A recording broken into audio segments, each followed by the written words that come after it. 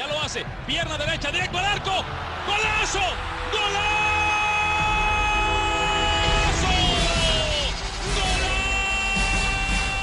The world of football with a soccer perspective. This is Soccer Today with Duane, Rollins and Kevin Laramee. Live on the Sports Podcasting Network. And good day, good night. Welcome to Soccer Today for July 25th, 2018. As always, I'm Kevin Laramee. Joining me on the line, as always, as well, Duane Rollins. Duane, good morning. Good morning, Kevin. Are you getting All-Star Game fever yet? No. That's what happens when you go. It's always fun. Last year I went to Chicago for the All-Star Game. I'm like, yeah, I'm going to chance to see Ronaldo. No, Ronaldo, he did not come last year to Chicago. And guess what? He is not coming to Georgia, to Atlanta, this year as well. Juventus and the All-Star team next week. We're going to talk about it a little bit, but not that much, and not today. And there's one little bit of news that caught our attention. And if you listened to yesterday's show, we're mentioning it's not done yet. It's probably going to be done soon. It is done now. Alphonso Davies transferred for $13 million plus bonuses and add-ons that could potentially go up to $20 million. So far, the biggest transfer in MLS history. Transfer out, I mean. And Alphonso Davies is staying with Vancouver. I don't know if we're going to see him play a lot, but Alphonso Davies will move to Bayern Munich as soon as the January transfer window opens. That's my general comment about that. I'm happy to see this happen, and there's a lot of people out there that I think are being negative Nellies about this thing because they think he might not play there, and that's true. He might have to really struggle and fight for playing time at a club like Bayern Munich because it's Bayern Munich. But I do think that yeah. On the whole, you've got to be excited by this. He has said, I guess, that he doesn't want to go out and loan. Now, this strikes me as the bravado of a 17-year-old more than anything real. If Bayern Munich sits this kid down and goes, look, this is if you want to play for us, this is what we need you to do, he's going to do it. So this idea that he's, he can only sit in the bench at Bayern, no. If they feel the best state for his development is to go to St. Pauli for a while, then he's going to go there, right? So, and then they can sing that they love him. We love him, they love him, and all they do is follow, right? So it'll be good. And, one thing we cannot dismiss, and this is based off one of your tweets yesterday. By the way, you can follow us on social media, Duane at 24th Minute, and myself at Kev Laramee, the show at Soccer Today SPN. Duane, you're mentioning, let's not forget one thing. Maybe he's good enough to just play for Munich. Who knows? Yeah, well, he might be. Yeah, that's the thing I said yesterday on Twitter. We're doing all these, we're evaluating, maybe he'll go to Portugal. And there's a lot of people that want him to go to Portugal because that's a great place for young players to play. A lot of people say the B2. B2 has been a good league and a kind lead the Canadians for a long time. Rob Friend had a great career in the B2, but I think we all want Alphonso Davies to excel a little higher than Rob Friend did, although Rob Friend did well for himself. We all talk about that. We say, maybe another year in MLS, maybe this, maybe that. Maybe he plays at Bayern Munich. And I think that is what we all should be dreaming for right now. Look, I don't see why it's so insane that he might not be able to. Bayern Munich isn't stupid. They're not signing this kid as a charity, as I said the other day. They think he has talent, and if they think he's ready, he will play. If they think he needs to go somewhere else, he will.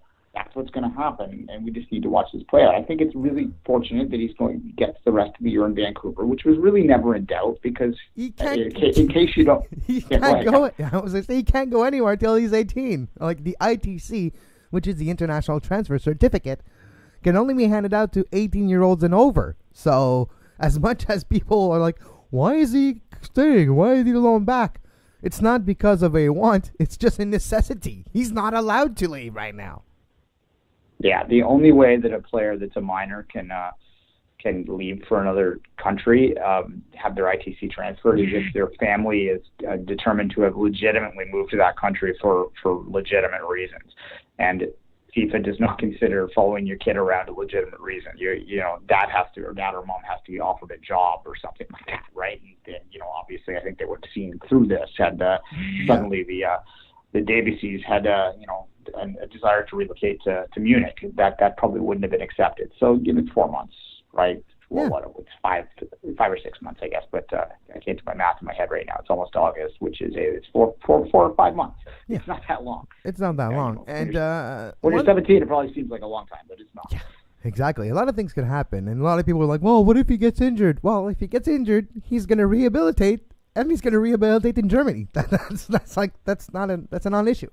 But one thing that's an issue, and it's one thing that we've talked about this before, and there's a big dichotomy between Canada and the United States on this issue, and that's the solidarity fees.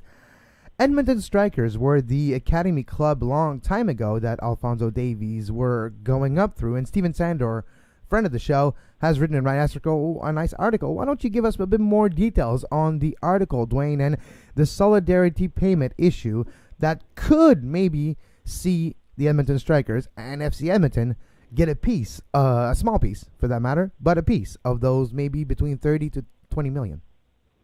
Yeah, I mean, we're talking thousands of dollars, not hundreds of thousands of dollars when you're talking about a solidarity payment. But it can make a lot of difference in the bottom line of a youth club, as anyone who's involved in a youth club would know.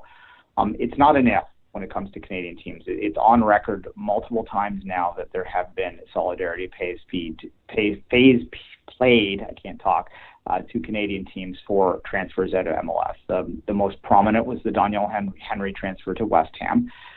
We have it on record. There is a YouTube video out there of the manager of North Mississauga, the Panthers, I believe they're called, the North Mississauga Panthers, saying that they received the solidarity payment and they were going to use it to do this, and this. And actually, the North Miss program is a really successful program on both the men's and the women's sides, and they've used the money very well because they do still to this day produce a lot of players, particularly on the women's side. They're a very, very, very good women's program. At any rate, this is a valuable sort of process for youth clubs to take this money and reinvest it back into youth development. It's key to around the world. Now, in the United States, these payments aren't made, and there is a court case, a challenge against this that is still ongoing. One of the primary people that is opposed to this are the Players Association, because they feel that it might be a detriment to a club buying a player, and so therefore restrict their movement. Now, I am very much a supporter of MLSPU. I am pro-labor in all the ways that you possibly can be.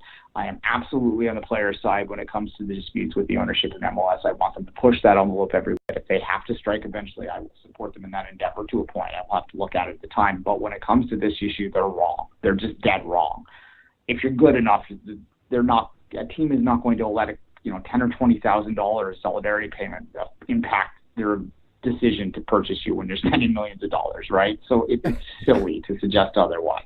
Especially in the Alphonso Davies situation, where 10, 20,000, more or less than that, who knows? It's just hypothesis and just figures to illustrate our point. But out of 13 million, yeah, it's a drop in the bucket. Yeah, and look, one of the problems with labor in general is that and I come from a labor household, okay? Like, my family was blue collar. We were in labor. We were in unions. Like, I'm pro-union in every way. But what happens generally is that when you're collective bargaining, you'll sacrifice the future to take care of the now.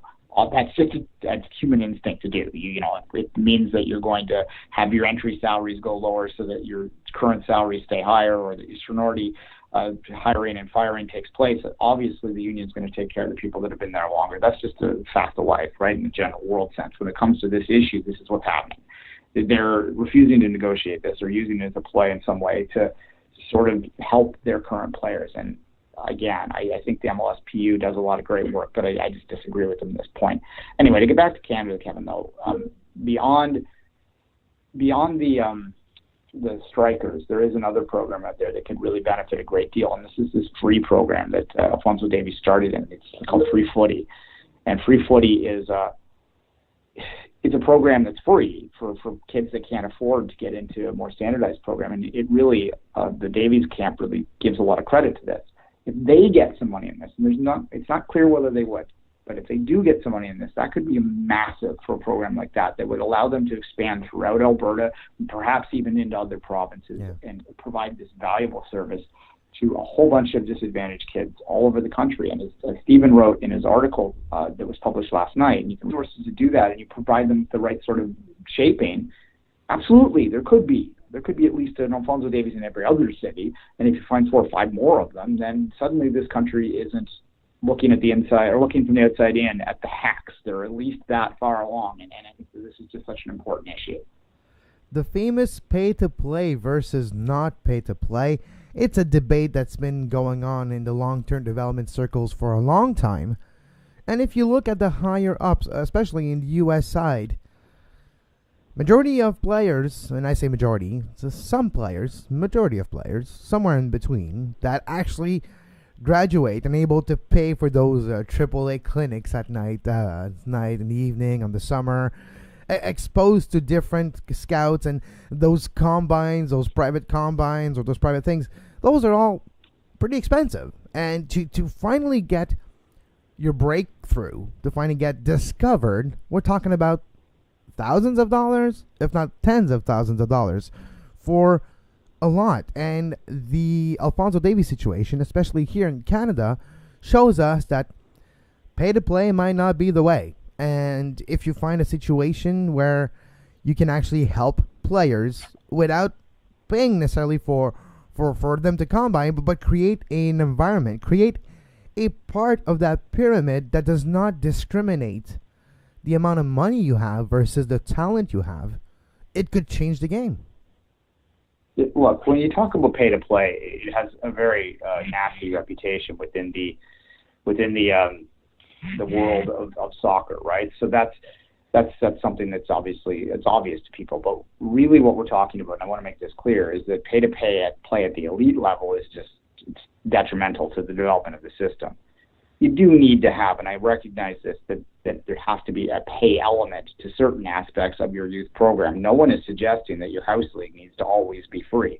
You can charge certain fees at that point, so long as you're reinvesting back up the pyramid and allowing that your more extreme, more elite streams are not, from the age of 12 on up, paying a lot of money to play this game. So that's I want to make that clear, because I don't think that anyone is suggesting that soccer just should be free, that we should be playing in some kind of socialist utopia here. We get that bills have to be paid and salaries have to be paid, but you do need to make sure that profit should not be your prime focus when you're running a youth club. It should be a break-even proposition for the most part. And that's where I've always had problems with the Barcelona Escola, PSG academies here and over there. Their goal is to make money, not to produce players, and especially not to produce Canadian players. And I'm just saying, to example, there's thousands of those examples coast to coast. And for me, that's where a bit of the problem lays. It's not about being free. It's about, if you're an elite player, not having money should not be an obstacle to playing. And for me, that's where there's a big difference. If you're good enough, you should find a way to play. Doesn't matter if you have the money or not. And it could be a case-by-case situation, fine. But it should not be an obstacle. You should not have your career halted because you don't have the money to subscribe or to enroll into a specific program. If you're good enough, if you're proven, if you prove yourself, if you qualify, if you make the team, money should not be the issue. No, for sure. And look, to be clear, there are a lot of great programs, particularly in the province I'm in, that are completely merit-driven right now and aren't costing these players a lot of money. And I think it's no mistake that this isn't like, Toronto is the best, Ontario is the best kind of argument I'm saying here. When you look at the model that through the hard work of people like Dino Rossi has created over the past few years to create free elite programs that cater to the 16, 17, 18, 19, 20-year-old elite player that they're playing in, amongst elite competition week in, week out in League One Ontario model and the PLSQ model in Quebec, which is a little bit different, but nonetheless, those kind of leagues a lot different. Don't exist in a paid. PLSQ, I have to say, it's a lot different, and it's still behind. Ontario, at least at the elite level from the age of 13 to maybe U23, is miles ahead of every other province in this country, in Canada. Yeah, part of that's population and just scale, right? But also they're doing a lot of good things. There's a lot of free programs, a lot of free elite programs in Ontario right now that are finding players like, Alphonso Davies happens to come from our West in this particular case, but there's a lot more in terms of the overall, that they're sitting there. Like the next Jonathan Osorio won't have to go to Uruguay to develop. They can do it right there in their backyard. And I think that's, as much as we're going to probably talk about York 9 on two solitudes this week, and they're kind of struggling off the pitch. But I think on the pitch, York 9 has a good chance to launch very successful because of the wealth of talent in this region, and they will be drawing directly from it for a lot of their domestic players. So that's a bit of a two solitudes preview there, but it has to do with a lot of hard and great work that's being done at the SAC level, at Ontario. All of these programs that are out there and the CC Academy deserves credit as well. There's a lot of rich talent here that's being developed the proper way. So it's not, I think in many ways, Canada is a little ahead of the curve when it comes to this as compared to the United States, where the for-profit model kind of rules the day in a lot of places. And that has a lot to do, I think, probably just with the philosophical differences between the two countries, too. So a lot of that's cultural. Yeah, and we hate to do this, but we always do, comparing to other sports, because, well, in our neck of the woods, there's multiple different type of sports and the way players go through. When you look at American football, when you look at basketball, when you look even at the hockey level, the pay to play at the elite level, especially when you go to college and those things are taken out of the equation with scholarships and whenever. And when we talked to Travis Clark on yesterday's show, it's funny, it actually bleeds into today, but there's not full scholarships usually for soccer players. We've seen soccer programs in the United States being shut down. University of New Mexico is shutting down their soccer program, and that's a shame. And there's that difference where it all fine and good, and we understand in other sports it's fine. Yeah, we were giving players and kids and teenagers opportunity that they wouldn't have because of their social status. We give them to them, and it's returned tenfold with then growing to the professional level and making a great career. But in soccer, it's like we don't agree with that model for some reason. I don't know why. There's many different reasons, but we should understand that I'd rather have 10 players given an opportunity, 10 players not panning out for one opportunity actually working, and some people say it's lost money, it's lost investments, than the other way around and having one guy slip to the crack and not make it. I think we're at that point now. We actually need to understand that opportunities will make a difference down the road for men's national team, both U.S. men's national team and Canadian men's national team. And the differences there, if you just look at what Mexico is doing and look at other places, kids, players in a young age that are coming from not the best social status, if you want to put it that way, not necessarily the most richest family, the Chicharitos, the Guardado, they find ways to play and to have backers and to have the federation having that program to make them progress and give them a little boost of confidence by believing in them, investing money in them, and look, you don't owe us anything. Here's some money, train, do what you think is best. Yes, there's some supervision, but what I mean is there needs to be opportunities, and for me that's a big difference. And if you look at the Alphonso Davies story, to get back to that, it's exactly what it is. He had an opportunity, he was discovered, and continued from then. No, precisely. I've often said when it relates to Canada that if you could harness just the talent in the city of Toronto effectively, or Vancouver for that matter, just that one city should be enough to get us into the hex, right? But we don't, so we struggle. To turn it to the United States for a second, if you harness the talent in a city like New York City or LA, forget making a World Cup. Obviously, they do that already, well, except for this past time. But majority of times, most times they make it. Most times. But forget that. They could go, that's a semifinals team if you just harness that talent properly. But we don't in this country, and that's always been the problem. And that's why everyone's looked at North America for a long time and said just if they ever just turned their attention to the sport fully, then they would be dangerous.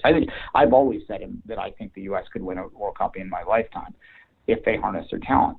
You know, my lifetime's getting shorter now. So you're not that old. A few years. Come on. I have still a few years left, but you know that's getting over. I still think it's possible. Obviously if they harness the talent correctly, and that's why I think when the U.S. people are freaking out about missing this time, they're kind of don't want to blow it up too much because there are some good things down there, but you do need to better give more opportunities to particularly those disadvantaged populations. And when I say that's meant just exactly that way, people that don't have the money, but it often can mean people that come from cultures originally, like their parents were born into cultures and they have moved to the United States as new Americans as immigrants from places where the game is king. And those communities, I think most Americans agree, are often underrepresented and underserviced. And this solidarity fee issue is massive to try and tap into that. So I think that in many ways, and I've said this before, I think it's the most important issue right now facing the American system is to figure this out so that the youth systems can be funded properly. And this is such a great mechanism for doing that, that they can fully do what they should be able to do and fully reach into communities like the Latin communities that maybe aren't engaged right now for both financial and for cultural reasons. They can do better work that way. And a solidarity fee payment structure consistently paid out is one really solid way that they can start to do that. So this is, to me, if not the most important issue facing U.S. soccer right now. It's right up there. It's on the first page of Google. If you Google what's wrong with U.S. soccer, solidarity payments should come up on that first page. One thing that it's not to dismiss as well in this issue before we take a small break and come back and talk about the Canadian Championship is, look, if you're an academy and at a certain level, you got your great players, you develop him, he's got a future, you're always wary of losing that talent, of not getting rewarded. So you're trying to keep him, you're trying to, not to halt their progress, but you want to keep him as long as possible. A solidarity fee will maybe make the communication better between academies and different pyramids across the United States to be able to streamline the discovery of talents. And if you know that you give a call to whatever DC United, I'm just going to use them because they're in the news example, you're from Virginia something Academy Soccer, and you got a great player, and that your pawn is getting short real quick, and you need to move in to continue his development. If you know you're going to have a solidarity payment down the road that can actually help the entire organization, you're going to want to make that phone call maybe earlier than later. And that timing, that streamlining of talent could be helped with the establishment and the respect of solidarity fees rules that actually exist in FIFA across the entire world except the United States. Precisely. And they are. American exceptionalism is a universal thing. And in particular, in this case, is not particularly good for them.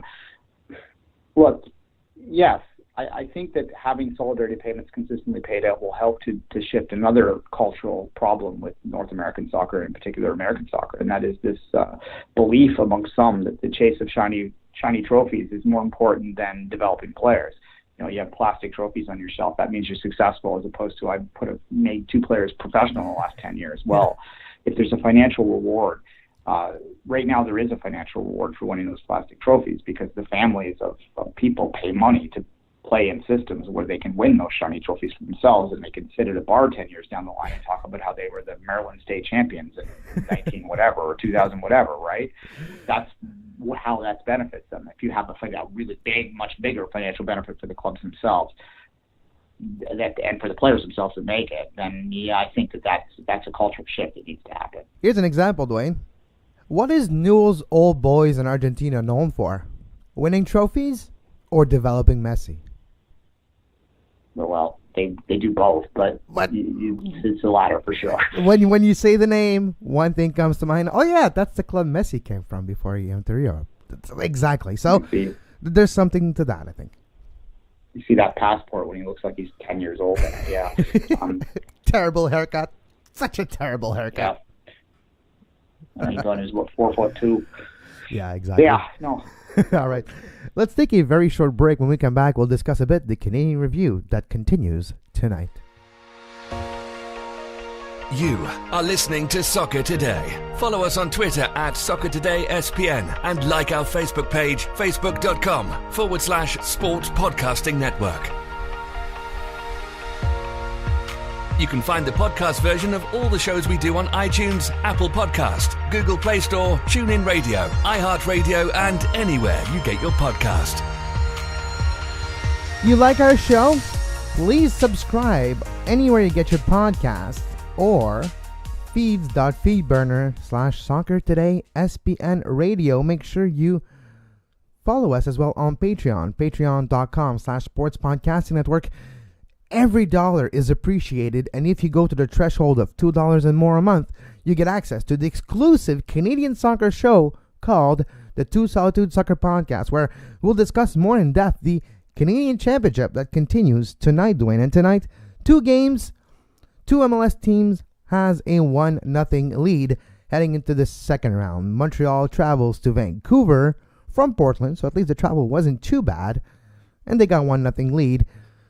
Ottawa travels to Toronto. Toronto, with a goal from captain Jonathan Rosario last week, are winning 1-0 as well. I think that the biggest question, and obviously I will be at the Stadium at Beutlefield tonight to take in that second leg. Looking forward to it. First time back there in a while, because I didn't go to the one game during the World Cup because, well, World Cup. I think the biggest question that I'm going to have is whether we see Josie Altidore again. And I would suggest that we would, which might not be good news for the Ottawa Fury. So we'll see, because he needs his fitness back. And we saw him on the weekend. Not quite as sharp as maybe we're used to seeing, but absolutely that same physical presence, which makes the rest of the team blossom. And if you're TFC, you have to really question. They did rotate the squad pretty significantly in the first leg in Ottawa and got the 1-0 road win. I'm not sure they can afford to do the same at home, particularly in front of a home crowd that's a little bit frustrated. So I expect Toronto might try and get some more rhythm and try and build upon that momentum of the weekend with a fairly close to full-strength lineup this week. And that's not insignificant, and I think Josie needs to get back out there to get a run out. In terms of the Montreal-Vancouver game, Kevin, and I'll ask you, what was the Impact's traveling squad? Do you know how many of their top players have gone? Oh, they all traveled because they played with versus Portland on the weekend. So they had a full contingent of 24 players traveling with the club because of injuries and because of the Canadian Championship having tonight. They actually traveled with all their A team, you could put it that way, plus an extended bench, you could say, to have some options, especially with injuries that happened in the weekend, and we've seen the Camacho injuries in Portland, and it'll be interesting to see what the lineup is tonight. But having observed Rémi Garde and his coherence versus what he says and what he does, it usually is the same. I wouldn't be surprised at all if Montreal pulls out a similar team to last week's, where you have a Piatti maybe on the bench, but ready to come in if needed. And you have still very quality players like a Safir Taider and like other great players. Safir Taider, one of the hottest players right now in Major League Soccer.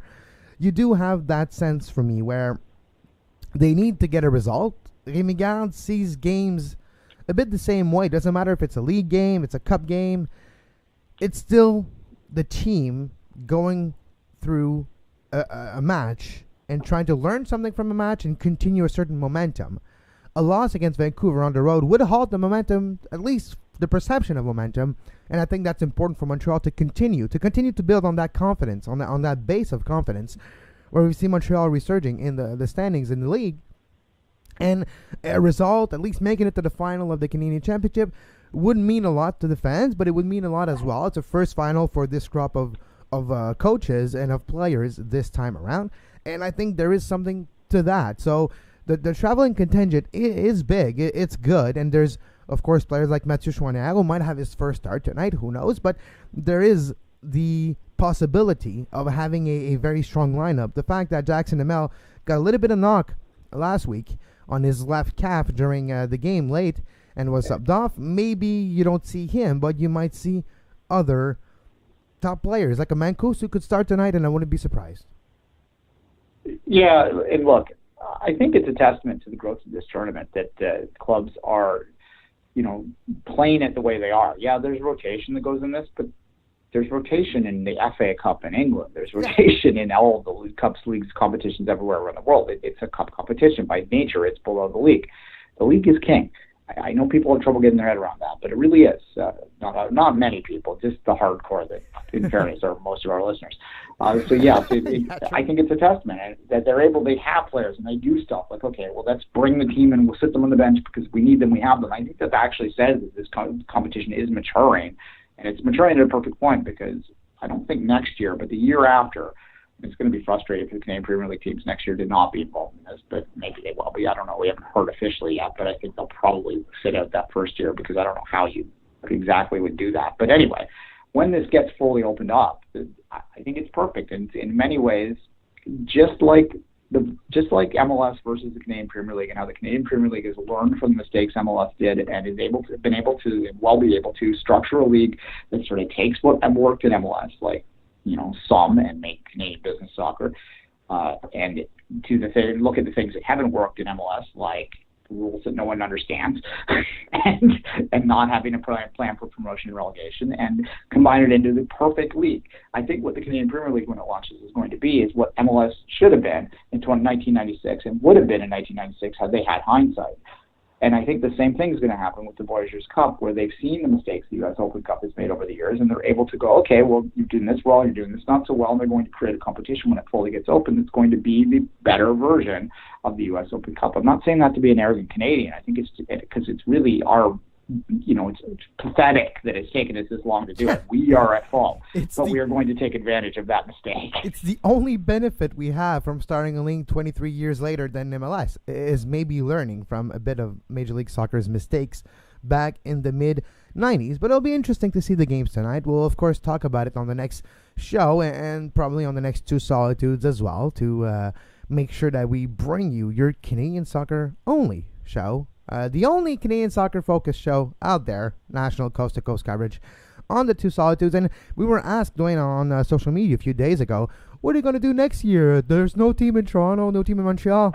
Doesn't matter. We have colleagues all across the world, yes, but all across Canada. And on the two Solitudes, when Canadian Premier League launches, we'll have details of every single market in that league. We'll have interviews, great coverage, as we have been known to do over the last 5 years, and that will continue on the Two Solitude Soccer Podcast, which you can subscribe to for $2 a month. Patreon.com/Sports Podcasting Network. Every little dollar is appreciated and rewards us for our time, and we thank you very much. Duane, as always, you can be followed on Twitter at 24th Minute. Myself at Kev Laramee. We'll be back tomorrow with another edition of Soccer Today, and until then, as always, have a great soccer. You can find the podcast version of all the shows we do on iTunes, Apple Podcast, Google Play Store, TuneIn Radio, iHeartRadio, and anywhere you get your podcast.